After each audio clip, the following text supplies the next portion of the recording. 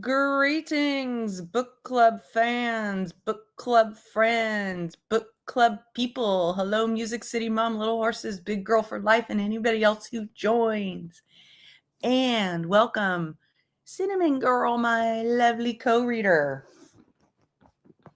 You there? Can you hear me? Hello? Can y'all hear me? Uh-oh.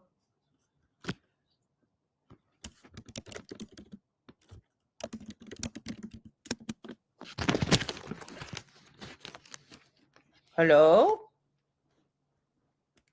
I'm getting no response. Cinnamon Girl. Wait a minute. Oh, Cinnamon Girl, you have muted yourself. Cinnamon Girl. Anyway, welcome everybody. Welcome to the Sunday, our weekend book club where we're reading the Wendi Adelson book, This Is Our Story. And for those of you who aren't aware, I did a stream yesterday and I showed the new, when you join as a member, she disappeared. She's gone. Hopefully she's going to rejoin in a moment. But when you get a new membership, you are rewarded with this amazing clip. That is from, I can't play the part where Daenerys says Dracarys because I'll definitely get copyrighted. I can only show the visuals and put a little sound behind it, but that is from Game of Thrones, and Drogon, he breaks those chains, and that's what we're here to do. We're here to break chains. But in our book club, we are reading this book in advance of Donna Adelson's trial. Oh yeah, no problem. Sorry. There's Cinnamon Girl. Donna Adelson's trial is coming up in June, and this book has been allowed to be admitted for evidence, for impeachment evidence, because it is, hello lurker, because it is somewhat autobiographical, and we've noticed how very autobiographical it is. Hello, you looks like you're muted. I am not any longer. Oh, good. Yes, we just got started, Marlene. We just got started. Haven't started reading yet. I'm sorry, Lynn. My whole thing got messed up, so here I am. Well, how dare you? I know, really. I know. It's just, you know what? I'm going to have to drag you now. I know, really. You're going to have to fire me, and I'm going to have to go real life on you now, because you just weren't there for me in my time of need. In your time of need. I hear you, and I'm all about that, and so I'm heartbroken. Yeah. How are you? I'm doing pretty good. I've been kind of battling something. I been getting, like yesterday, at the end of my stream, I was having such a raging headache. And I don't know if it's like sinus related or just like, putting all the work together. Sometimes I get headaches just. What's that? Oh, is that a squeaky toy? Simba, I can put him outside. I'll put myself on. Sorry. I know it'll stop eventually. I just want to make sure there's no distress going on there. I'm so sorry. It's just one thing after another today. Yeah.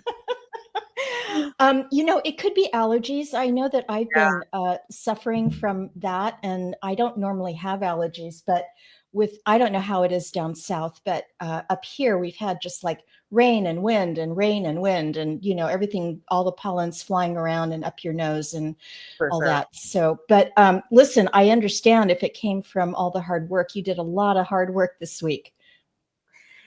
I think it's just eye strain, and then the subject matter is so intense. It's very intense. It is intense, and it's a lot of editing and stuff to pick through. But anyway. Yeah, but it was great. It was Oh, great.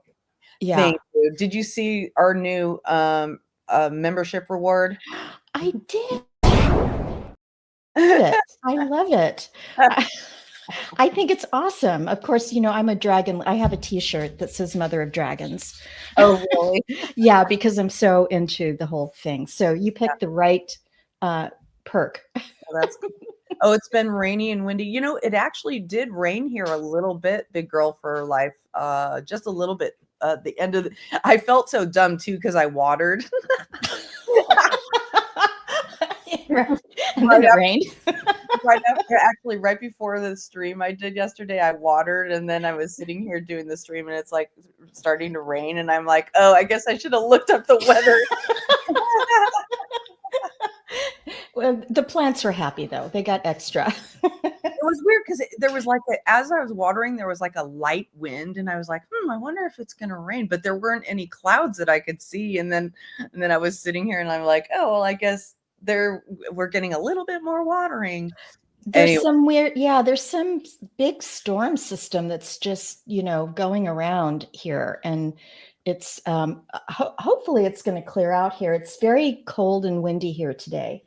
And yeah, and it's, late April. It's unusual for us, as you know. Yeah. So yeah, it's just strange. So yeah, I'm in, a sweater and my jammy pants and socks. And I'm a sight. Well, I'm glad you're here, and I'm glad your doggy's here to give us some, they're both here. Yeah, they're giving us some dogs. Yeah. Cool. Yeah, Panda and Simba. Yeah, they're both here.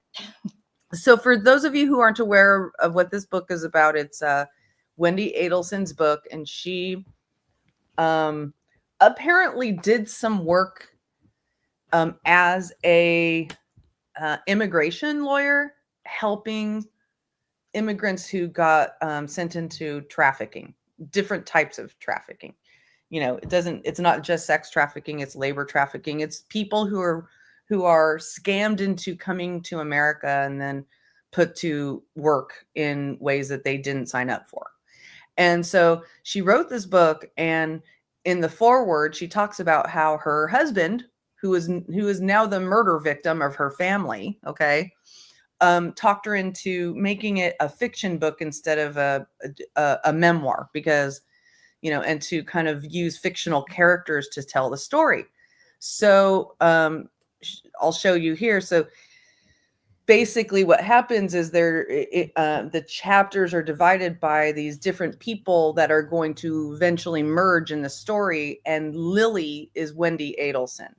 And Lily is very, very unhappy in the place where she lives. And that's one of the main reasons that the book is being admitted into evidence, is because the place where they lived was a big bone of contention for Wendi and Dan and their kids in their custody battle. And she just hated this. In the book, it's Kissimmee, Florida, but they were living in Tallahassee.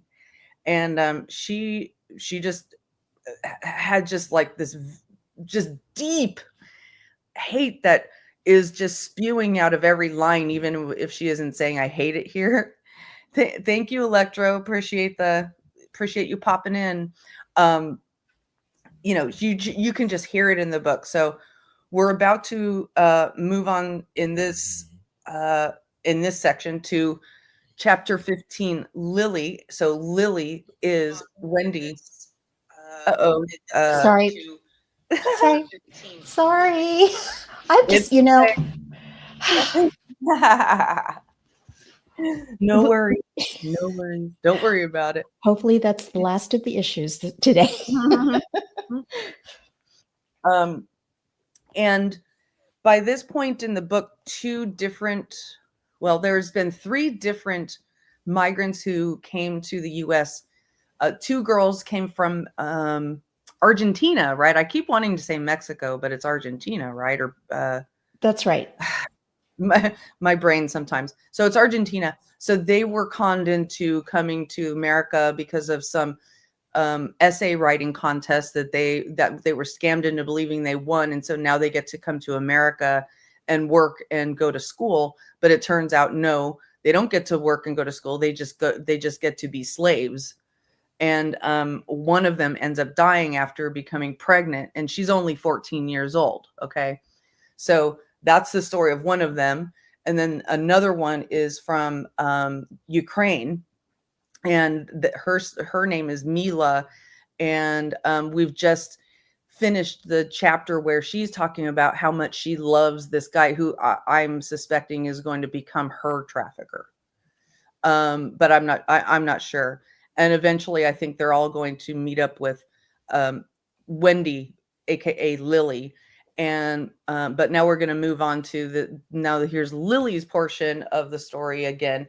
And usually we get finished in one session reading through each person's part in the chapter. We may go further, but we may not. We'll see. Anyway, so I think it would be a good idea for you to start reading today, if you're okay with that. I'm okay with that. And we're on Okay. chapter 15, Lily. Okay. Yes, chapter 15, Lily.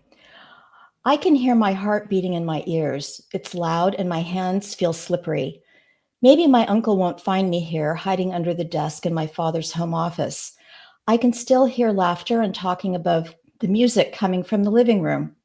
I try to quiet my thumping heart by singing a little lullaby to myself quietly in my head. I stop my quiet singing. What is that? Thump, thump, thump. My ear is pressed close to the ground. I can hear footsteps. Oh, God, no. Please let it not be my uncle. Liliana, where are you? I can hear him calling my name.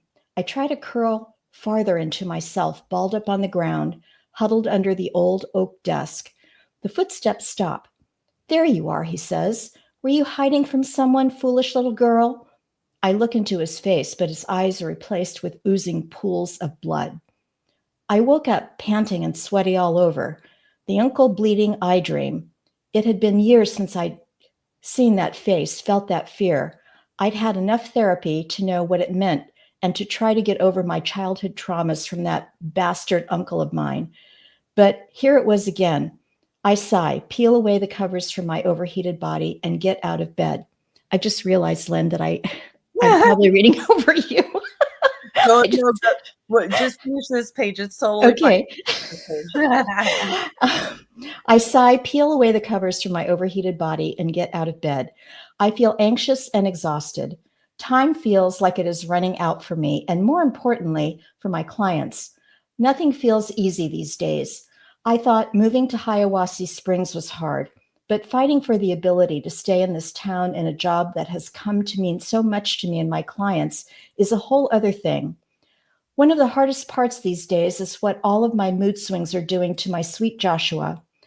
I know that he wants so desperately to be supportive of me, and even though he says that he is, he feels miles away since our discussion about the baby. I was going through our mail last week and I came across a letter from Cornell. Okay, it was addressed to Professor Joshua Stone and not to me, which I understand is a federal offense, but in our sorting of household duties, I am in charge of opening and filing the mail.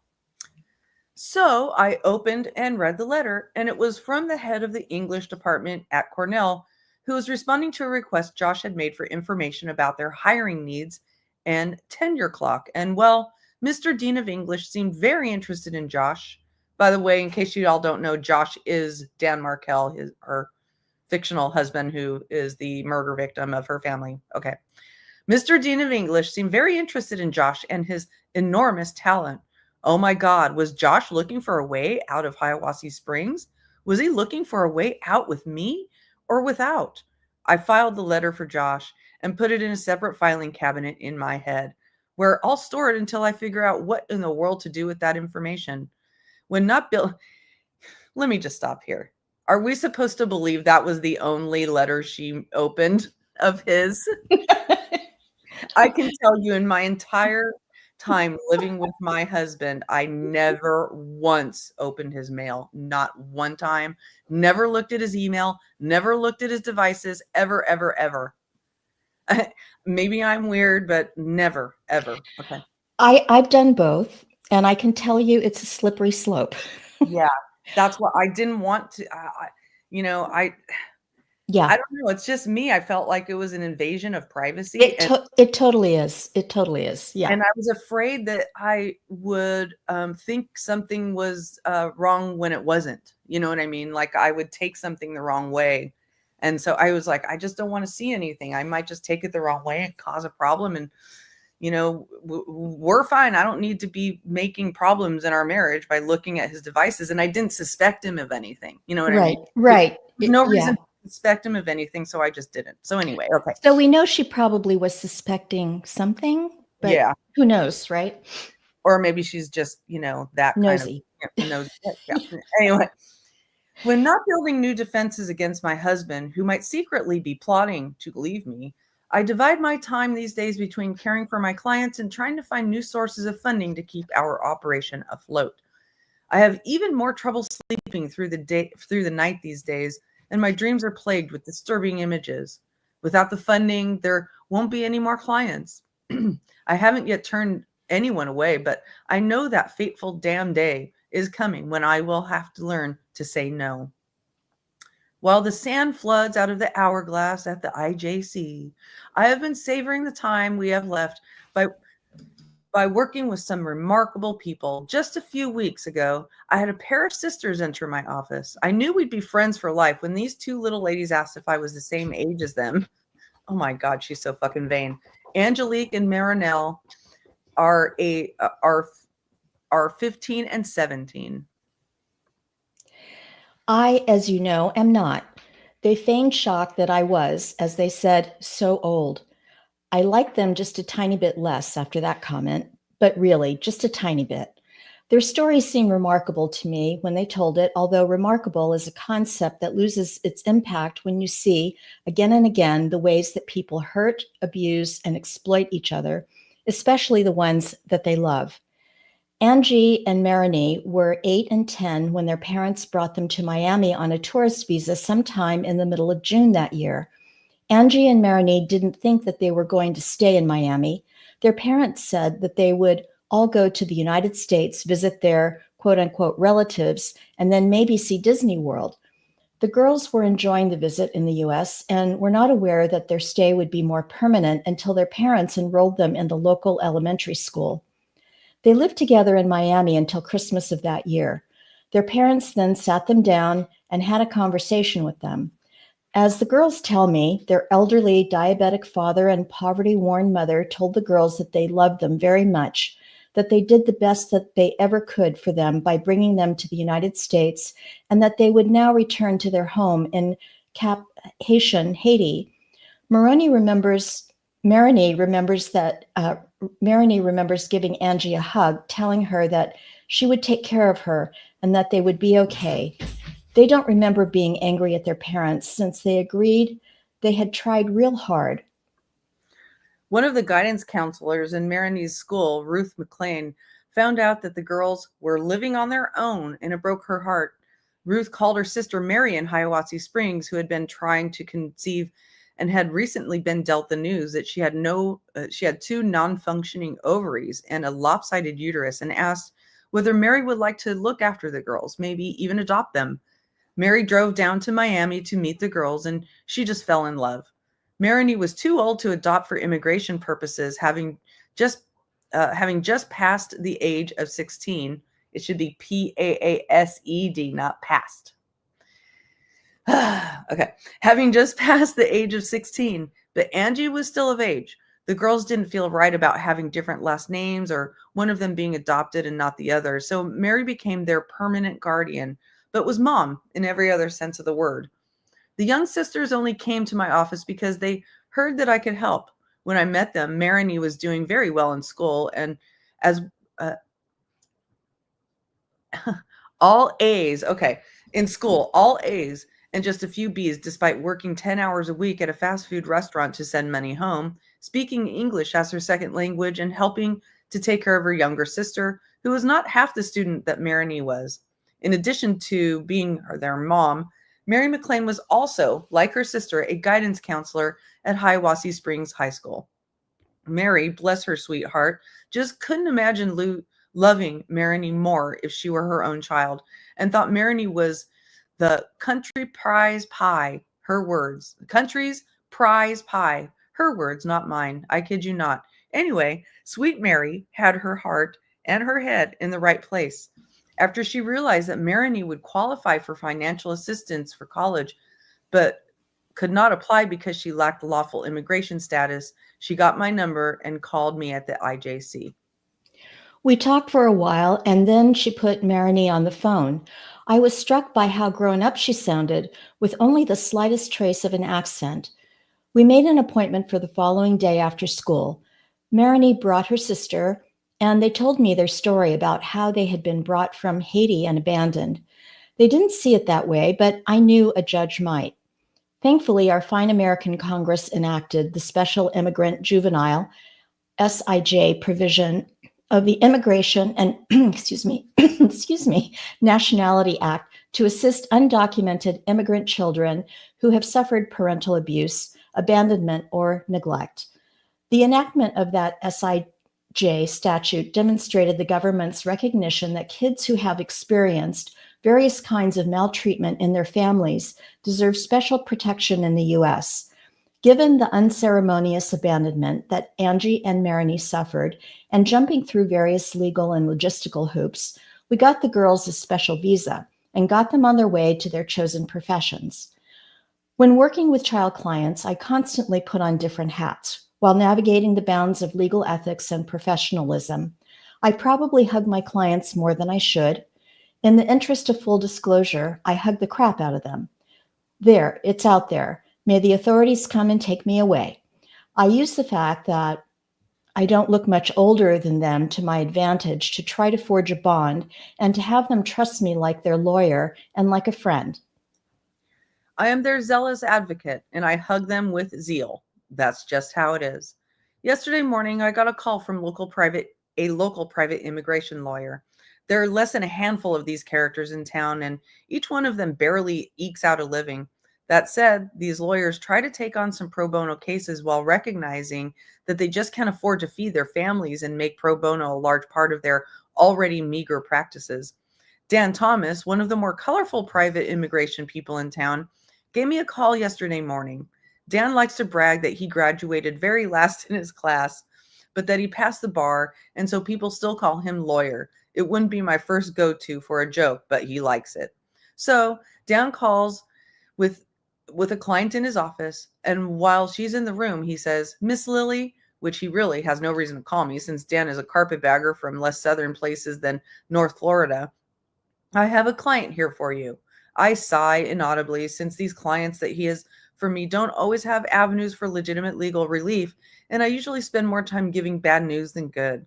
I also hate to talk to potential clients about their potential immigration cases in front of Dan or any other attorney for that matter. It reminds me of when my dad used to ask me, "Doesn't your sister have beautiful hair?" I didn't think that Elena had beautiful hair. It was a pale blonde color, limp and straight, but I also didn't think the bounds of decency permitted me to tell the truth. I knew that she envied my full bodied auburn curls, even though I hated my hair, like almost every American teenage girl growing up. When I was young, I didn't have the fortitude to confront my dad privately to ask him not to put me in that situation. I just knew I shouldn't tell Elena that I thought her hair looked like dirty straw, just stomped on by an angry albino horse. I mean, that's just not nice, right? I have the same allergic reaction today to being asked on the spot whether I can assist a potential client on immigration matters. I also have more than a slight problem with conflict. This may be news to you, but I am not perfect. My flaws inside, or maybe just because of them, I always tell Dan, just send them by my office. Dan does, and with a matter of little more than an hour, potential clients show up at my friendly little office. Yesterday, it was Osarobo, Osa for short. I always ask about an unusual name. I am sure you are curious as well. Amongst the Igbo people of Nigeria, her name means God is the magician or miracle worker. It was almost like she was making it up. I mean, I had never met someone more devout in the face of so little to believe in. Ah, lovely Osa. Once she got over her disappointment that I was not an older grown woman and instead appeared to be just a girl, she began to tell me her story. Her eyes brimmed with liquid, mascara smudging her cheeks. But she bit down on her lip, counted to 5, and began her story again, this time without tears. Osa had come to the United States from Nigeria 10 years earlier. She came originally to New York to study at Columbia University and had a legal student visa for her studies. She was studying religion, economics, and studio art. Osa had many clients, or many talents. Her 4 years in college breezed by. She studied, was very involved with her church, and worked several jobs as a waitress, dog walker, babysitter. She loved the freedom and excitement of New York City. Unfortunately, sometime during the frenetic busyness of college, she stopped renewing her immigration status, so she had been living in the US without any real right to do so. During those years, she had made many friends, but did not really go out on dates. She only had one secret crush, Robert, a fellow Nigerian who lived out of town, but who shared a commitment to her faith and a strong friendship with her pastor. Their friendship grew over those 9 years and culminated in a surprising discussion for Osa. One autumn afternoon, seemingly out of the blue, Robert declared that she was the woman for him, that she had always been, but he had been too shy to admit it to her, afraid that she would reject him. He got down on one knee right there in Central Park, with the golden and red leaves descending upon them. He asked. She demurely yet excitedly agreed. They made plans, first a civil ceremony and then a proper church wedding. By December, they had done both, with traditional Igbo wedding garb and families from Nigeria in tow. Such bright colors, red and blue and gold and green. I got to see all the lovely pictures, big white smiles and vibrant fabric. And then the next month, they were off to start their married life together in Hiawassee Springs. Robert had a good job working as an architect with a local design firm. They arrived, and Robert drove Osa around town, showing her where all the important sites were. When they passed the mall, she asked to go in, and she saw a Banana Republic store where she had worked in New York and got an application for a job. She felt satisfied and excited that she was employable and would not be a burden to her new husband. And so Osa sold clothes for that first month at the Banana Republic, and she was the top seller that January. She was so successful that they asked her to apply for a managerial position. The only catch was that she didn't have her own car, and Robert grew tired of taking her to work. At first, he continued to take her, albeit never on time and never when she asked. After a while, he just could not be bothered. You see, Osa is a devout Christian, a true believer in marital harmony, and although she knew she would miss her job and financial independence, she conceded to Robert's wishes that she stop working and just stay home. Osa figured that instead of working outside the home, she would throw herself into all things domestic. She asked Robert if they could have some paint so that she could clean up the mold infested and decaying walls. He grew very angry at her suggestion and refused to speak to her for a full week. Osa felt terrible for upsetting him. She tried again about a week later to ask him if she could do the grocery shopping, make him nice meals every night when he came home from long days at the office. Again, he refused. He would do the shopping and she would eat what he wanted her to eat. She tried just one more time. A few months later, when she grew the courage to ask again for something that she needed, Robert, she tried with a great trepidation, afraid of upsetting the already fraying blanket of marital harmony that she had tried to stitch each day with loving words and a devotion to her faith in God and each other. that long run-on sentence. Can I please borrow the car to go to church this evening? There's a Bible study class, and it's too dark for me to be walking around the unpaved road in the evening. I'm afraid that one of the cars won't see me. Please? She knelt down before him as she asked as he asked her to do and avoided his eyes, just using her voice to plead with him. He flinched as if punched in the chest by an invisible hand, but he didn't say a word. The following morning, Osa woke around 6 a.m. and she noticed that Robert was not there. She thought maybe He had left early for work. She checked his closet, and thankfully, all of his clothes were there.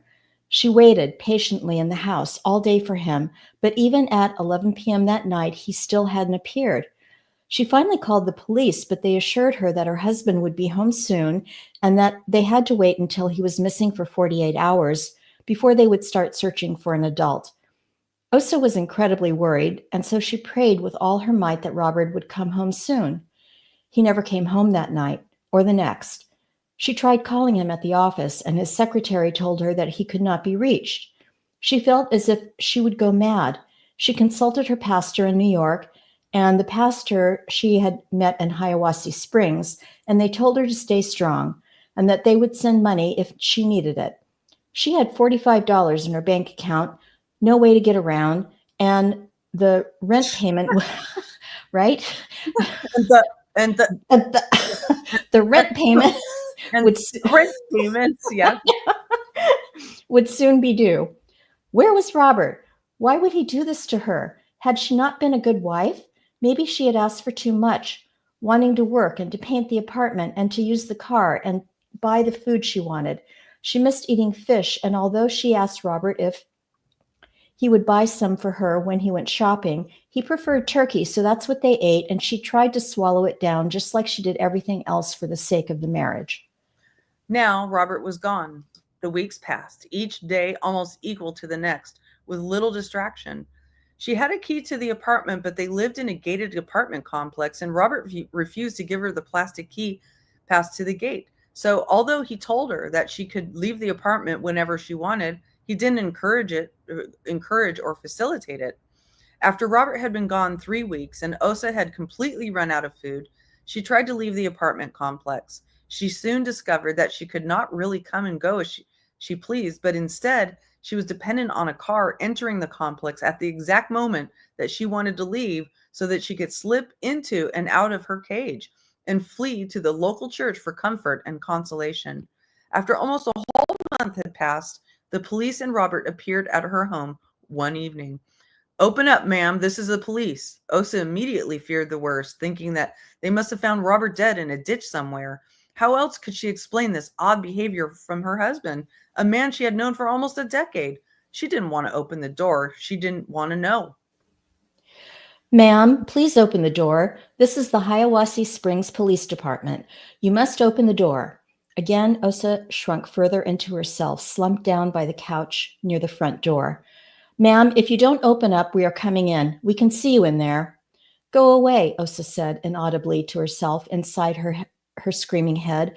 I want you to go away.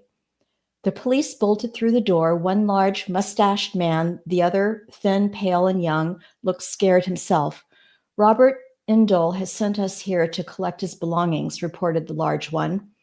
Does that mean he isn't dead? Osa cried, true tears of happiness. My husband is still alive. Thank you, Jesus, she exclaimed, full of hope and promise, her Christian forgiveness in full force, her overstimulated mind already spinning for the gorgeous life they would rebuild and share together. Ma'am, Mr. Indole is outside with a moving truck. He wanted us here in case you tried to stop him. He would like to enter and gather his things without any kind of disturbance. Osa could barely comprehend this man. She spoke perfect English, so it wasn't a language barrier. This man was saying incomprehensible things. Disturbance? "Robert was my husband," she said to herself inside her head. "He is my husband. Robert is my husband, officer. What kind of disturbance do you mean?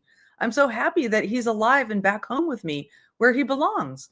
At that point, Robert stepped over the threshold of the apartment into their home and, standing in front of a large wedding picture of the two of them, said with a completely straight face, "This woman is not my wife. Officer, I need to get my things and go." "Robert, what do you mean? Please don't do this. I've missed you. I am your wife. I need you. I love you. I am your wife. Please don't go." Robert stepped around Osa's open arms as if were a piece of discarded old furniture, and the officers ignored her pleadings. Robert did his best to convince the policeman that Osa was not the glorious woman in the wedding picture with a gold headdress and brightly colored clothes. Given Osa's current state of disrepair and perhaps their desire to believe Robert, finding the situation too implausible otherwise, They helped him pack his things and left Osa the number of a local homeless shelter in case she needed a place to go. Hearing her accent and coming to the realization that she was not originally from Hiawassee Springs, Florida, the smaller and younger of the two gentlemen walked over to her. Ma'am, I can see that you are not from around these parts. I can also see that maybe this man is your husband. Maybe he ain't. Either way, you might need some help. Try calling this number. There is a woman there named Miss Lily who might be able to help you. Might be able to help. This slight uniformed man pressed my card into her palm. Within a few days' time, her pastors had wired her enough money to make rent for the month and enough extra cash to rent a car just a few days a week. Osa came to my office looking like a fine professional lady ready to shop, not simply to work, at a place like Banana Republic. Funny that, the need to look the part of wherever you work. My dad used to be amused at the highfalutin attitude that folks who worked at fancy stores would take, like Tiffany's and Coach and the like. They acted as if it wouldn't take a month of their salary to afford little items in that store and treated the customers with privileged disdain. My dad really hated those salespeople. But Osa was different. She carried herself with a flowing, dignified grace. We explored her options for immigration relief. I told her about something called VAWA, which stands for the Violence Against Women Act. Sometime within the last decade, Congress had the good sense to protect women in Osa's situation. They gave Osa the ability to petition for her own immigration status so she doesn't have to depend on a physically or emotionally abusive spouse to get around to doing it. Despite all his faults, Robert at least didn't hold the carrot of immigration status above Osa's head. He simply left her alone with no means or income or transportation, isolated from friends and family, with no key with which to leave the prison he created for her. We got Osa a key. She is going to be fine. Her name is Osa. Her name, Osa, is also the name of a peninsula off the coast of Costa Rica, where I once took a trip with my friend Elise. We boarded a tiny craft to embark on our adventure to that remote island with the diverse and mysterious ecosystem. We got cheap tickets to Costa Rica, which we discovered later were such a good bargain because it was the rainy season. The seas were rough, and it took 4 times the usual measure to land our craft. We had 2 local ticos navigating for us, and they seemed to manage the boat better than they had acquired better when they had acquired more of our money. I would have given them everything I owned and hoped to ever get in the future if they would just get us to dry land. Elise and I spent the night in what would have been a very romantic locale for 2 had we been romantically involved and not 2 old friends alone in a bungalow built for honeymooners. I digress, obviously. Jesus. Not only to say that Osa is a name that to me means daring and adventuresome, but possibly a bit misguided. As Osa and I discussed her various options, she adamantly told me that there would be no divorce. That she and Robert and their families did not in any way believe in divorce. Osa was waiting for Robert to come home, and she held fast to this belief despite all evidence to the contrary. I deeply respected Osa's adherence to her faith, which gave her strength to move forward, to find solutions. I held Osa's hands and hugged her as we parted, trying to imbibe some of that strength through osmosis. Osa needed my help, and I would give it to her. I would not be shutting down the IJC. I knew then that I would operate without money if I needed to, and that I would trust, just like Osa did, against all odds, that something would work out for us. Chapter 16, Rosa. Miami, Florida, July 7th, 2006. Querida Diary. I am sorry that I haven't written in so long. I know that I must write, both to practice my English and to recount my experiences, so that one day when I leave, I can go back to school and not be so far behind. Sometimes, though, it is just too much to write all of this down. I am ashamed to admit, but I have thought more than once about taking my own life. I could only tell you this, no one else. Each time, I thought only of 3 people, Mommy, Anna, and Maria. I know that Mommy would be devastated if we never saw each other again, especially after losing Poppy. I know that she misses running her hands down my long, smooth hair as much as I miss feeling her warm hands on my head at night. I know it would be too much for Maria to lose both Poppy and me and to have to care for Mommy alone. Whenever it feels like too much and I start feeling dead inside, I think of Anna's smile and her laugh. I try to imagine something that she would do to make me laugh. I try to remember her frog puppet. It helps to lift my spirits, which are down and dark most of the time. So anybody who's listening and isn't following who these characters are, the girl now talking, Rosa, traveled to Miami with Anna, and Anna is the one who ended up getting pregnant and dying. And again, they're just like 14 and 15 years old. Okay. So, and she's writing in her diary. I felt like writing because something out of the ordinary happened, and I wanted to make sure that I remembered so that I could remind myself that possibilities might exist. Even if one day, far, far into the future, when I have paid off my debts that are outside this current life I have found myself in. Things with the Cuencas have definitely gotten worse since I last wrote. My biggest worry had been that Martin would try to do to me what he did to Anna, but gracias a Dios, he hasn't. Thank God, she's saying. He hasn't much bothered me with that. Bothered me bothered with me at all. Instead, the problem is with his parents in the house, Senor y Senora Cuenca. I hate them both very much. The Cuencas barely speak to me now, and they don't have me working in their restaurant at all. Instead, I take care of the home. I still wake very early in the morning, but now I never leave the house. I cook breakfast for everyone, clean up, and then I'm allowed to eat only the scraps of whatever is left over, and I have to do it in my room instead of in the kitchen like the rest of the family. After the family heads to work, sometimes Martin lags behind to make sure that I am dusting and vacuuming the way he thinks is right. I spend all day cleaning the house and preparing the meals for them. In the afternoon, Senor y Senora Cuenca return for something to eat, whether it is salad and lentejas, or I have no idea how to pronounce this, salchion or arroz con pollo. It is always to something. Senor Cuenca finds my food too bland. La Senora says it's too salty, and Martin always thinks there isn't enough, which means that often there aren't any leftovers at all for me to eat. It's okay though, because I don't feel like eating after making the meal. Watching them eat and hearing them complain and cleaning up, se quita las ganas, sabes? I just don't have the appetite. I then continue to clean the house, do laundry, mop the floors. They are such pigs. Senora Cuenca's black hairs cling to the walls of the shower and the tub. Ew, like trails of her evilness everywhere I look. Yeah. Oh, they come home at the end of the day, and it is the same routine with the food again. I serve them, and the croquetas are too fried or too breaded, and the empanadas too hot, or the I can't say it, undercooked. Anyway, often once Martin is done feeding his big belly, there is nothing left for me. They lock the pantry when I am home alone, so I cannot steal their food. Sometimes I sneak pieces of their discarded food before it goes in the garbage, just to calm the loud hunger in my stomach.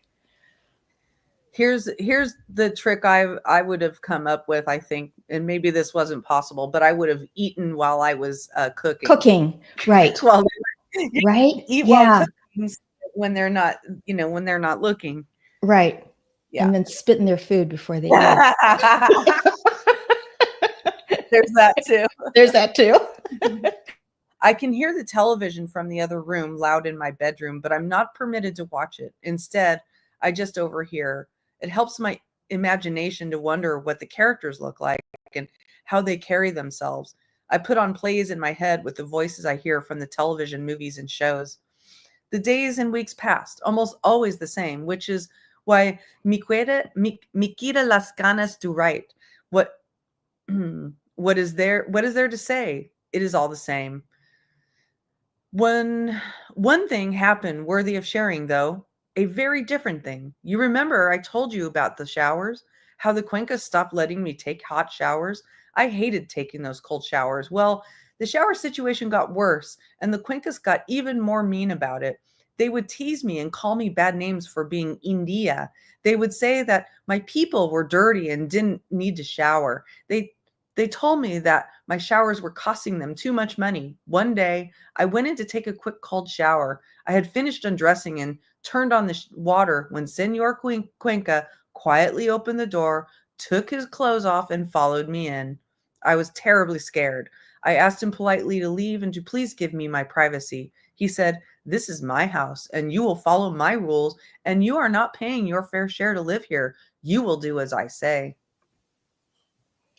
I panicked, not having any idea what to do.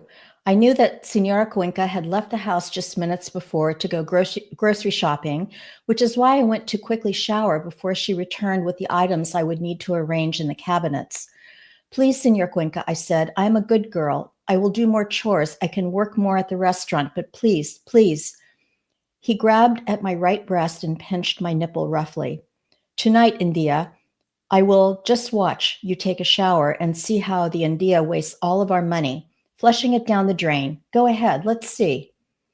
You can imagine that I didn't want him to see me naked, but I felt like I had no choice. I must have stayed in that freezing water with that horrible man for only 2 minutes, but it felt like forever. As I went to grab my towel and cover up to exit the shower, I heard Senora Cuenca's car pulling up, and Senor Cuenca ran out of the shower as fast as his fat devil legs could carry him. Oh, God. Phew, I was relieved.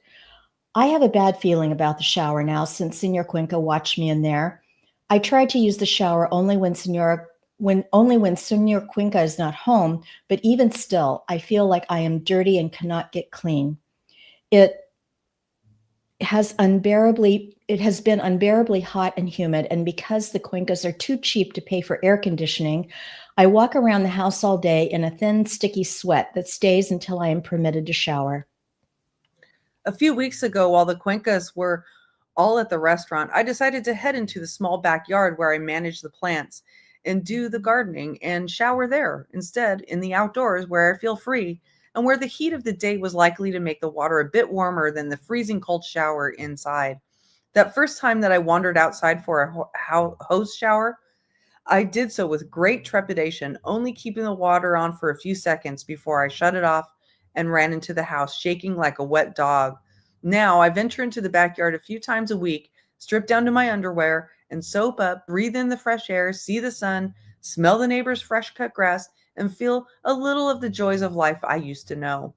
Yesterday, I was taking a hose shower in the backyard when I caught someone spying on me.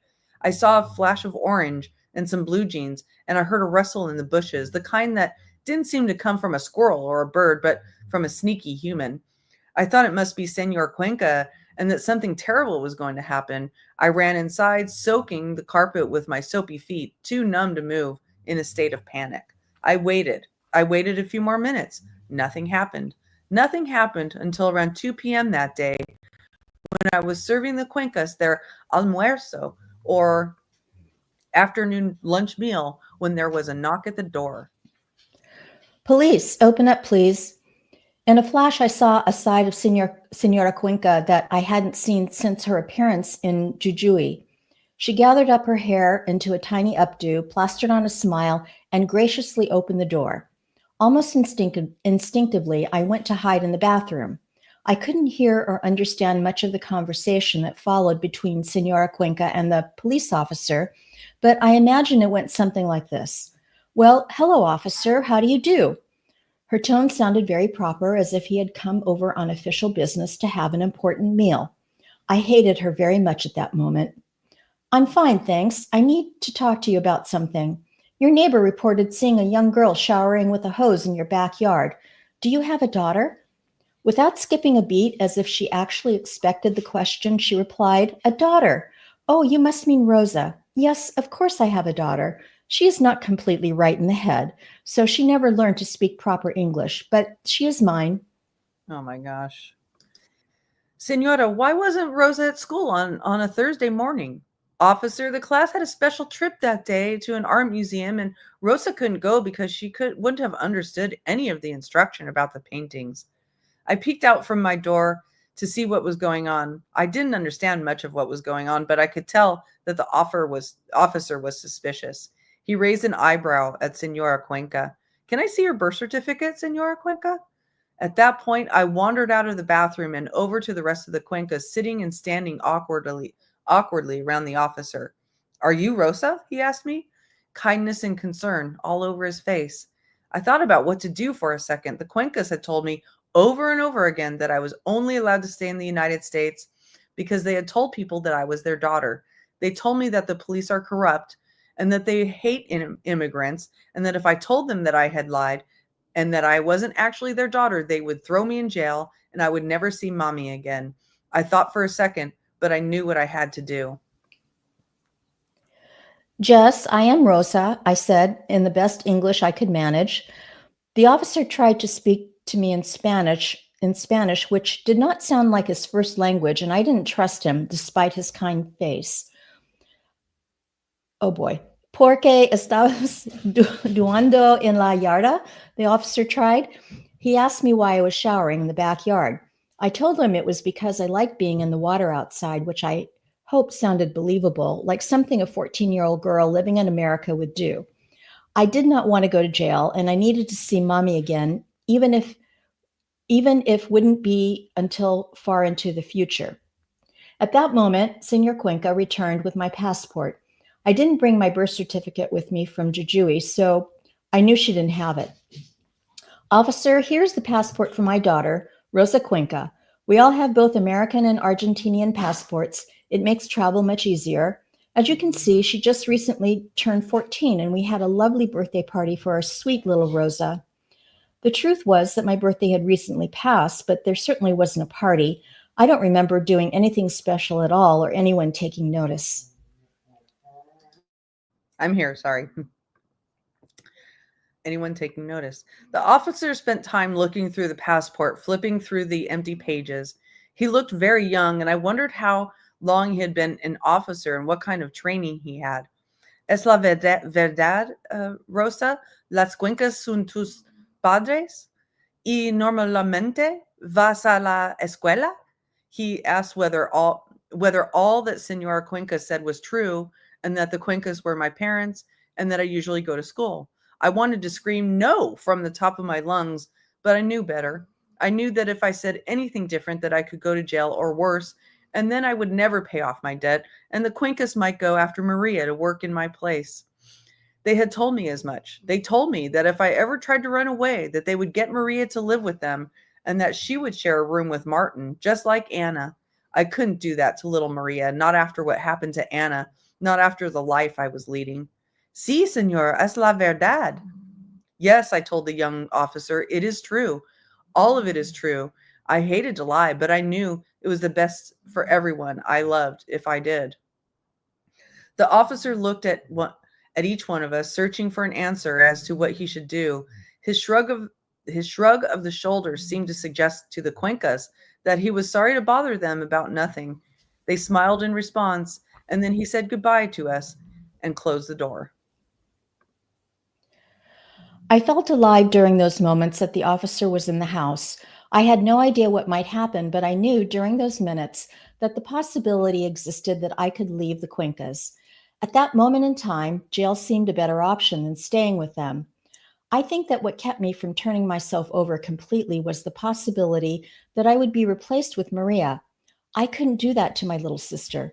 Mommy could not lose first Poppy and then both of us. I knew that for mommy's sake, I needed to lie and I needed to stay to pay off the debt that I owed. And I hoped that in time I would be forgiven for all that I had done wrong. As soon as the door closed and the officer was far enough away, the Cuencas began to beat me. Senora Cuenca looked me straight in the eye and told me how stupid I was to shower in the backyard where people would see me and know that I must be an animal because only animals showered outside. Then she spat into my face. Senora Cuenca was the most cruel of the Cuencas, and that was saying a lot because her husband and son were bad people. La Senora punched me over and over again in the stomach so that, she said, no one will see your bruises. Senor Cuenca pulled at my hair until my scalp bled, and Martin even got in on the beating and slapped my face while calling me stupid and ugly and terrible, terrible names. At some point during the beating, I lost consciousness. But I am here, diary. I keep on going. Till next time, Rosa. Oh, geez. Okay. Chapter 17, Mila. I didn't want to bother Chico about my visa again, but I was starting to worry. A few months had passed since that awful day when Jose tried to make me have sex with him, and Chico reassured me that he would take care of my visa. It was possible that he had already taken care of it, and that with everything else he has to do, he just hasn't mentioned it to me yet. I didn't want to bother him by asking him again, but all day long I thought about the visa, and I made up my mind that I would ask him about it that night after work. It was our usual nightly routine. Jose drove us all home, texting as he drove, his eyes barely on the road. And once back at the apartment, Chico and I went to his room and made love. I decided to ask him then, when I was sure that he was relaxed and in a good mood, about my visa. Chico, my love, I'm so sorry to bother you with such boring things after such an exciting time with my man, but I want to stay here in America with you as long as possible. How are things going with my visa? Oh, Mila, I have also been wanting to talk to you about the visa for a long time. I know that your dream is to become a famous actress, and with that face and that body, he ran his rough hands over my smooth white skin and sighed, I know you will go far. I think it is time for you to get more experience in the industry, performing. Oh, Chico, I would love that. I can do so many different roles, accents, and I can change my look to fit many different types. Are you thinking we should move to New York? I hope so. I really think New York is the place to. He put one gentle finger over my mouth and laughed. Oh, Mila, let's not get ahead of ourselves. Sure, we will go to New York together one day. For now, let's just focus on getting you some experience. This is about your visa, too. Hunan is doing well, but still, Jose and I barely make a living. I have been supporting you, housing you, keeping you fed and happy. He touched my breasts one at a time and we laughed together. But I can only keep doing this for so long at this rate. I need you to be making more of a contribution to our finances. But Chico, I tried giving him my most winsome face. I am already working 7 days a week and so many hours each day. I don't know if I can do much more. Mila, I was thinking maybe you could take on a different kind of work to help you pay your debt off faster. Here we go. And to help you prepare for your acting career. I had to admit it sounded great. I wanted to get to New York, preferably with Chico, as fast as I could, and it seemed like only this debt was really standing in my way. Ooh, that sounds great, Chico. Tell me more. I playfully slid a hand across his broad, hairy chest. Good girl, Mila. During the day tomorrow, I will get you some things for your new job, and then tomorrow night, we'll leave work a little early, check out the place, and you'll meet the owner and decide if it's the right work for you. I was pleased and tired, and we fell asleep in each other's arms. We woke early the following morning and headed to work. Jose and Chico entered through one door, and me through the back entrance with the other employees. The day could not have gone by fast enough for me. I even tried to imagine the theater group that I would work with during the evenings, but I couldn't. I wondered if we would do Shakespeare. I had never really thought about doing stage acting. I mean, I have a face that is really meant for more close ups on the big screen, but I guess any acting experience was good while I was still trying to pay my way to New York City. I saw Chico out of the corner of my eye, and then he made an upward motion with his head. That motion usually meant that I should meet him for some quality time in the closet, but today I knew that it meant something different. I was so excited. Jose stayed at Hunan to watch over things, and Chico and I left at about 8 p.m. to head to my first real acting job. I was bubbling over with excitement. Sitting in the passenger seat, I just kept looking at Chico, smiling goofily, touched that he made the special effort to help me find an extra job doing acting work. I knew then for sure that he wanted for me to be free of debt so that I could follow my own dreams and we could move on with our lives together. I love you, I told him then and there for the first time. Okay, Mila, let's not get carried away. He smiled though, and I think he meant that he loved me too. It's just that he's a big macho guy and his culture doesn't permit him to be as open with his affections. I know how he feels by the way he holds me at night and because he chooses me to be with him, when there are many other nice girls at work and other girls that he probably meets, he chooses me. Let's go inside, Mila. And we did. We went into the VIP club of Atlanta. It was dark, and there were a few beautiful women walking around in sexy outfits, carrying drinks and talking to men. Chico asked to speak to a man named Sebastian. Oh my gosh, Sebastian. Sebastian just feels weird to have that name in this book. Of all names, right? Yeah, yeah. Sebastian arrived a few months. We found no. I'm kidding. Sebastian arrived a few minutes later, and he and Chico spoke in Spanish while smiling at me. Chico translated for me and told me that Sebastian was pleased with how beautiful I am. I smiled. Sebastian would choose me for this role. I knew it. Chico gave me the bag that he had been carrying, and we went into the back to change. I looked in the bag and smiled at Chico. Chico, are we doing a production of Chicago? I saw that one. I'm going to be the older woman who kills her husband or the new one. Oh, I bet I'm the new one because she's blonde. It's a great role. I was really excited and put on the stiletto heels, black thigh-high stockings, and matching garter belt and G-strings. The top was also lacy black push-up bra with some red tassels attached. I have to say, I looked great. Wow, Mila, you look fantastic, Chico said with admiration. My girl is a sexy lady, he said as he patted me on my bottom. I can't wait to take you home tonight. Are you going to stay, watch me rehearse? I asked, already not caring whether he stayed or not. I was going to be an actress, and this was my first role. No, Mila, I'll go, but I'm sure Sebastian and the other girls will show you the ropes. Chico left, and within minutes, two other girls entered the room.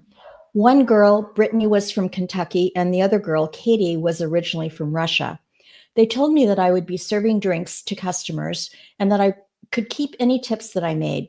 They told me how much to charge for each drink, how to stand and sit, and that if customers wanted more, that they would need to pay for it.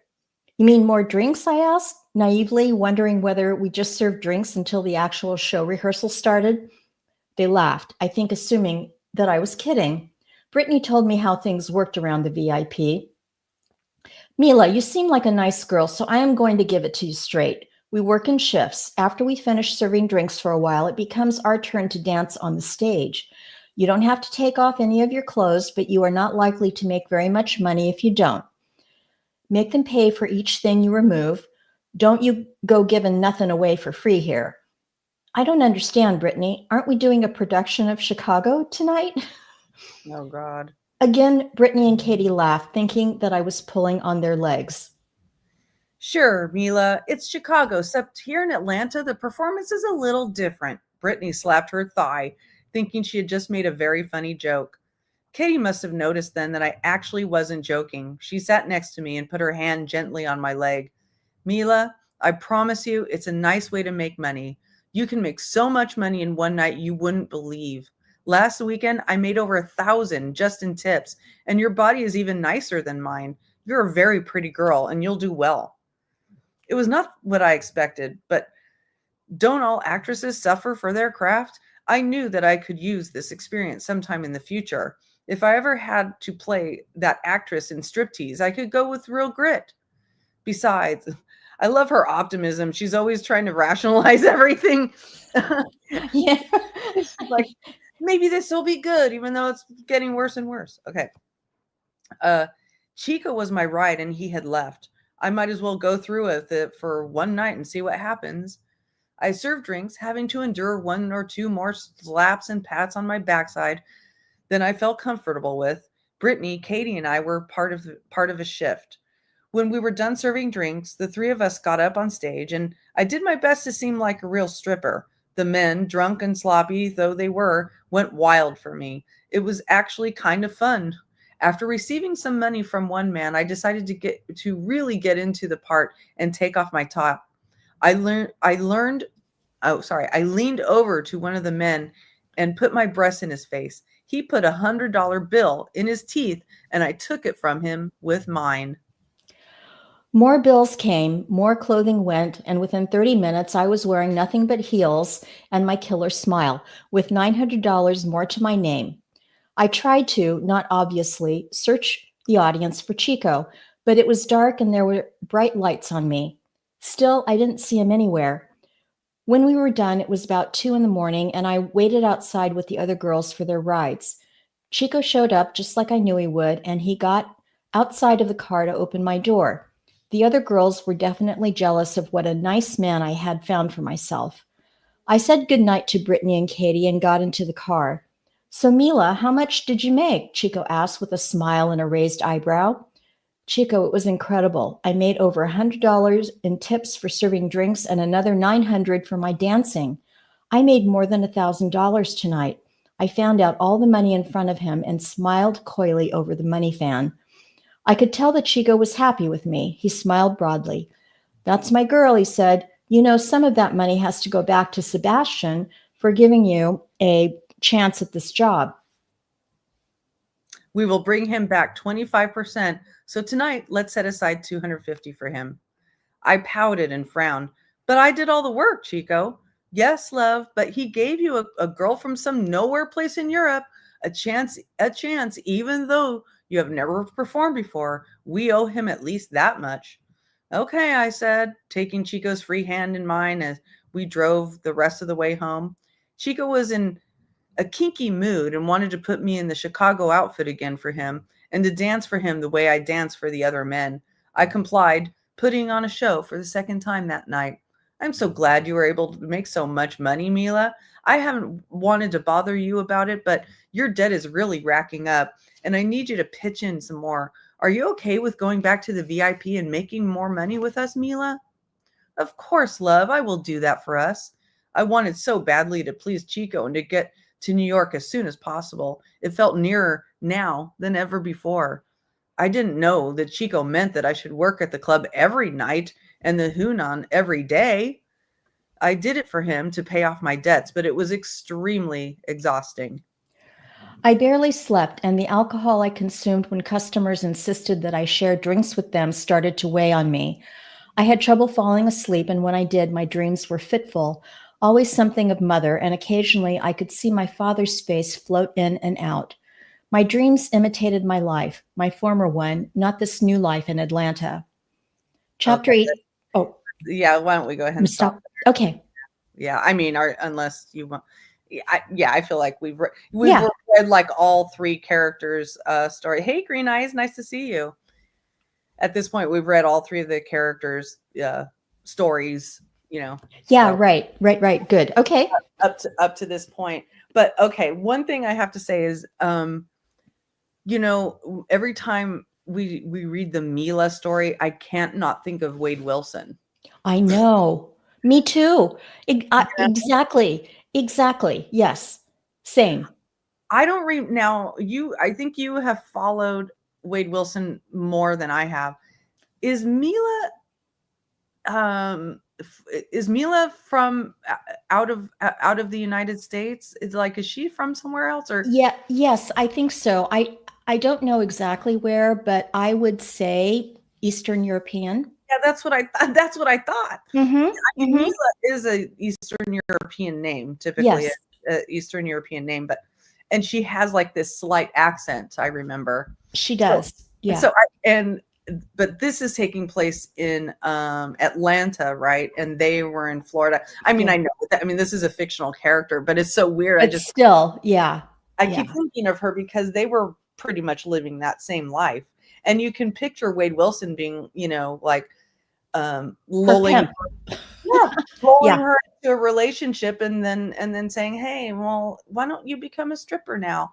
And you feel just, back to this story, you just feel so like I was that young naive girl once who could have been talked into doing that, you Oh, know. I same. Yeah. Yeah, Yeah. if I didn't have a loving family that, made sure that I didn't have to, go out there and look for money in, in nefarious ways, I very much could have been that girl. So it's very relatable. I think so too. It's how easy it is too, and for Mila, uh, she just wants to succeed, do the right thing, have the right guy. Yeah. And so easily she steps right into that, stripper role. And she's so her with her youth, she's so optimistic, and you Yes. and you see what happens with all of these girls, and I think it's true, even though this is a fictional story. It seems like she is kind of accurately reflecting what happens. People come over, they're tricked into coming over for one reason, and then they're very optimistic, and they keep talking themselves into doing the next fucked up thing that they're asked to do because they think they're very optimistic. They think people have their best intentions at heart, but they don't. And Right. uh, and then they lose their innocence because people are literally exploiting them in the worst possible ways. Right. And I think, if you do come from an economically disadvantaged environment or lifestyle or family that needs something, right? It's I can see how easily this could happen. And Well, yeah. there's the dream of like, oh my gosh, I'm going to be an actress, or I'm going to be able to go to school and do what I want to do, and they're going to help me with that. And it's just, you can see how these people are so crafted at their Yeah, horrible work that they do, right? practice of their craft, They're absolutely. very practiced, and they know exactly. It's like when Senora Cuenca, confront, or when the police came to their house and she Yeah. had to come up with a story about Rosa, showering in the backyard. Poor And thing. she flips her hair up right away and looks all sweet and innocent. Yeah. All sweet and innocent, and she's got the story down. She had it right there. She knew exactly what to do. And so it's definitely not the first time they've done this. Right. Right. Oh my gosh. And then the one thing that keeps shining through in Mila's story is that she obviously is beautiful and has been told she's been beautiful all her life, and she's very much trading on that, and it's almost like she's been led to believe that that's her only value, is that she's beautiful. Right. And that is not just how a family might bring you up, but how the culture brings us up, is like, oh, you're beautiful, you have more value than the next person who isn't as beautiful.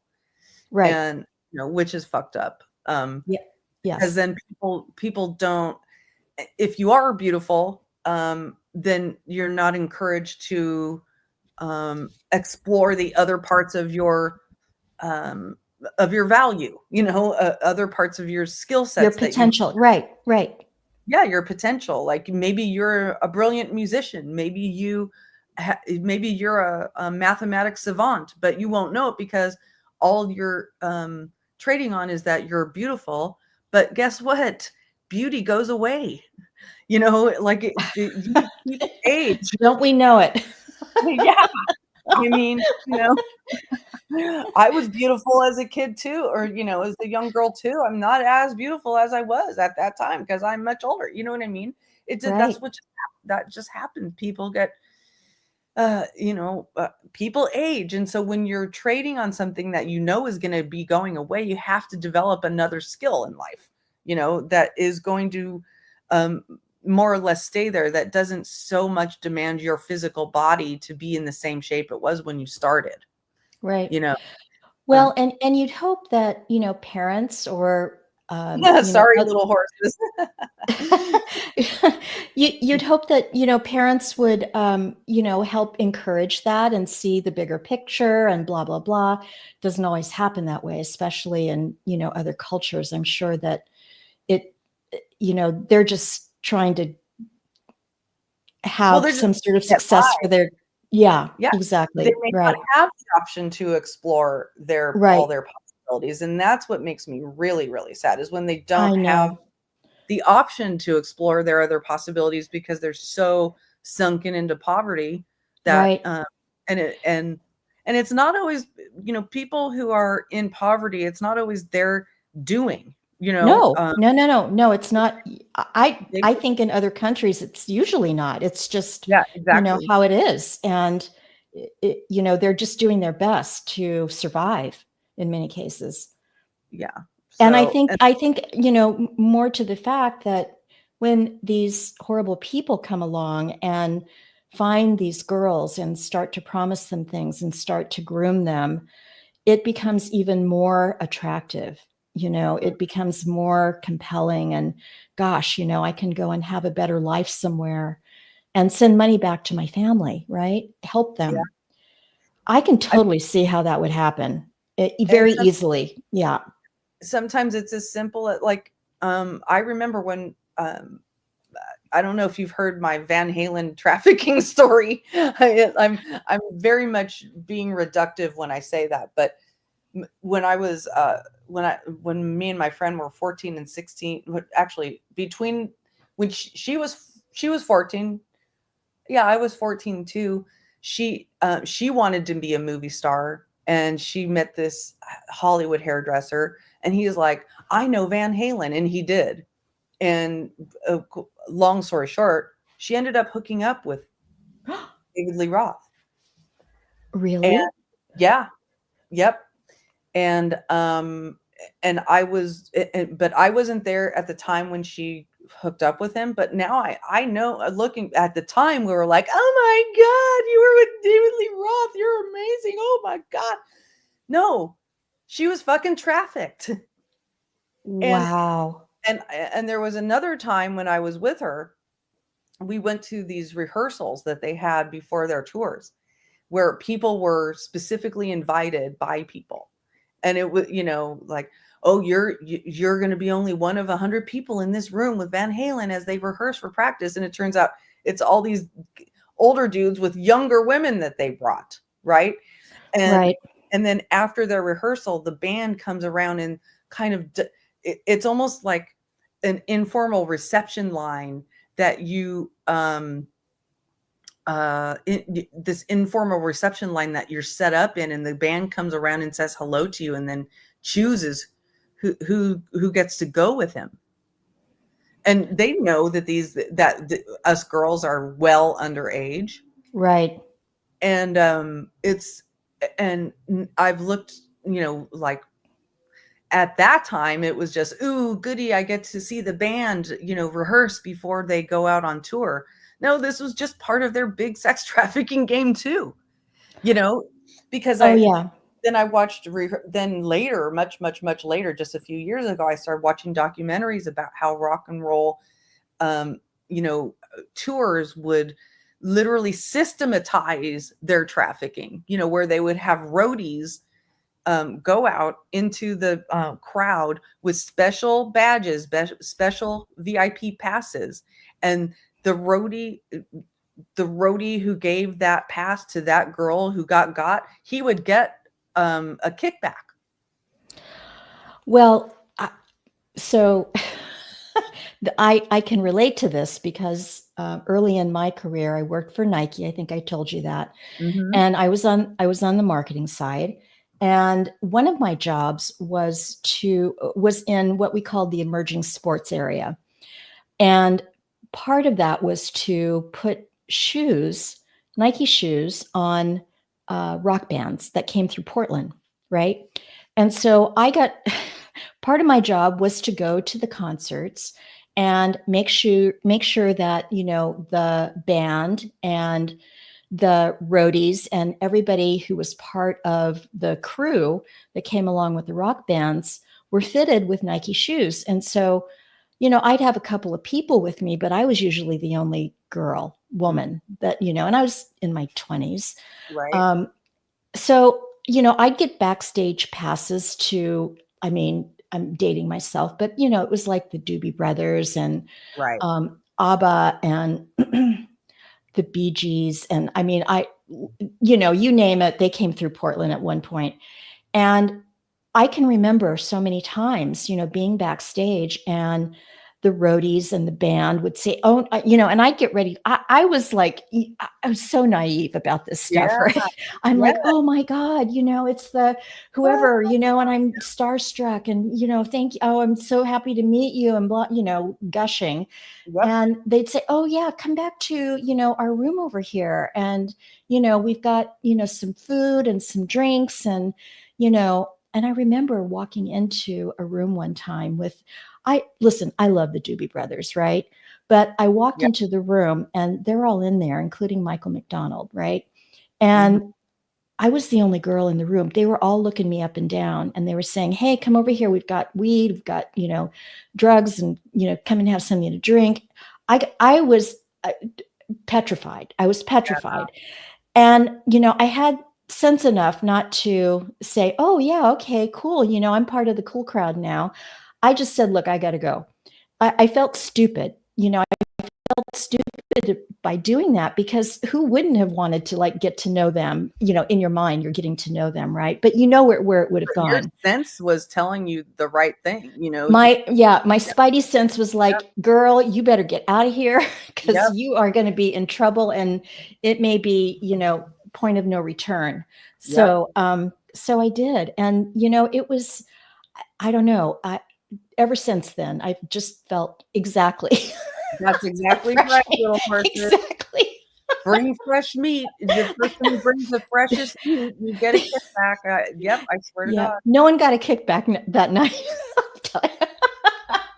I think back on that time, as a result of her like affiliation with this guy, she got backstage. But do you remember the US Festival? Yeah. It was it was like this hugely promoted, mega concert with all the bands and bands Right. of them. Oh my gosh, I haven't thought about that so long. So me and her were invited. Backstage passes to the US Festival. And it's okay, little horse. Right. You're right. You're absolutely right. I was so excited, but both me and my friend worked at the International House of Pancakes. I love it. And I worked at A&W Root Beer. and they wouldn't that's great. And they wouldn't give us the time off. They wouldn't give us the time off. So my friend decided to quit. And I was about to do the same thing and go with her. And my mom heard about this and she slammed the fucking door on it. And at first I was going to disrespect my mom and Yeah. go anyway. I was still going to go. Okay. At this point, I was like 15 years old. Yeah. And I was going to go. And she ended up having my grandfather talk to me, which is, in my world, that was like, oh no, grandfather's talking to me. He wasn't mean. He was just really good at, convincing me to do the right thing or not do something stupid. And he literally cried and said, please, please for me, do not do this. Do not Oh, go. oh, And I didn't go. so good. I didn't go. And I was so mad at him. It was all, Yeah. her fault. I didn't get to go backstage. And, of course they came back and said they had a great time, but also at the same time, they had a terrible time backstage because when they, I don't, they just, it didn't turn out to be the kind of time that they wanted it to be. But Right. now I look back on that and I know that it was all about. And, I know. It's really it feels really disgusting and creepy, doesn't yeah, it? it Yeah. is. It's so weird to look back and see what, the stuff that I'm just grateful to be alive, to be Me honest. too. Hey, I'm right there with you. How did Yeah. I get this far? I don't know. But here I am. There are so many times where it could have gone so differently. But I'm so struck in the book with how, the Lily chapters, and that's Wendi Adelson's chapters. She's so fucking self-absorbed, and I'm so beautiful and I'm so young looking and they think I'm their age. And yeah, and I have this wonderful man named Josh who my family's going to hire Latin kings to murder. right, My exactly. And my sister has, ugly hair and What? Right? My God, it's like, and then she does these little diversions into stories that really don't mean, Osa is a magical word to me because one time I was in Costa Rica. And went to an island on a boat, and if we shared a room with, and if we'd been romantically involved, it would have been nice if it was a honeymoon kind of situation. It's like, what? The writing in this book leaves a little to be desired every now. The run-on sentences kill me. Yeah. Little horses same here. That's why sometimes when we're reading the Lily chapters, I read it with like sneer and sarcasm in my voice. I know. Me too. I can't take her seriously, man. I know. Knowing what her family did to that man. Yeah. Oh my God. Yeah. Gosh. So, well, this has been a very interesting read today, and let's see what's next. Yeah, I think I am going to be doing this again next week, but not the week after. I will be out of town for my baby's graduation. Oh, how exciting. Oh my gosh. What a life milestone that is. For sure. They just did their I forget what it's called, but they did a pub crawl where they wear their baby pictures on their shirts. Oh my God, how funny. So cute. It's so That's hilarious. And the picture he uses of me holding him Oh, Easter, and you can't, so you can only see like part of me. It's really him, but it's such an adorable little picture of him, and I still think of him that way. well, don't we? I mean, I still think of my boys that way too. I can't believe they're all grown up and, men at this point. But it's how wonderful. Congratulations. That's so cool. Thank you. I'm so proud of him. I'm proud of Yeah. my boys. Yeah, me too, big girl for life. I look back on some situations that I was in my younger years and go, "Oh my God, I am so lucky that I made it out alive." I put myself in some really stupid, shitty situations because I was just I'm just so thankful that I did have at least a mom and some grandparents on that side that just really, they did everything they could to protect me from it. But I was kind of wild, I was wilding out. I was taking her car to Hollywood every fucking night. I mean, when I was 14 years old. I used to steal the car. I used to steal the car and go on these, joy rides up in Palos Verdes and Me too. Me too. We were and probably doing it. and it was this big old honking, Pontiac. I mean, the thing was huge. And there I was, this 14-year-old kid, and I wasn't that big, right? And I can't imagine, I don't know how I didn't get stopped. I didn't have a license. I was just riding around thinking that I was the hottest shit there was. Me too. We were, oh my God, we would be driving around That the is so neighborhood. funny. It's so funny. Driving around the neighborhood in my mom's Pinto. That's even better. We're obviously these little kids, and oh my God. Oh my gosh. I know. But you know what? It was fun. I did have fun. Yeah. How we are here now is beyond me, but here we are. And now we're talking about kids graduating from college. That's Oh amazing. my gosh. I know. That's amazing. It is amazing. Well, thank you for again for your lovely reading, and thank you, chat, for being here and keeping us company. And for anybody on the replay, thank you for listening. And once again, remember, we are here to break those chains. Break those chains. Yeah. Oh, you were in a cool Mustang. No, my mom didn't have cool cars. She had an orange Pinto, and then she had a red Honda Civic. The red Honda Civic was at least a little bit cooler. It passed a little bit more, but man, we had for some reason, my grandfather was really into Pintos. I don't know why. And so he would buy really popular I mean, they ended up being like not very safe, right? At the sort of found out, but the Pinto was like super popular at the time. I remember. Yeah, yeah. No, I was driving around in a big old honkin' Pontiac Bonneville. The thing was Oh my I god. could barely see over the steering wheel. It You were was like, balling, man. You were balling. Ah, oh my gosh, so funny. man. All right. Well, everybody, thanks again. Have a wonderful rest of your day, and we will see you soon. Bye-bye. Bye. Thanks, Lynn. Bye, Thank you. everybody. Bye.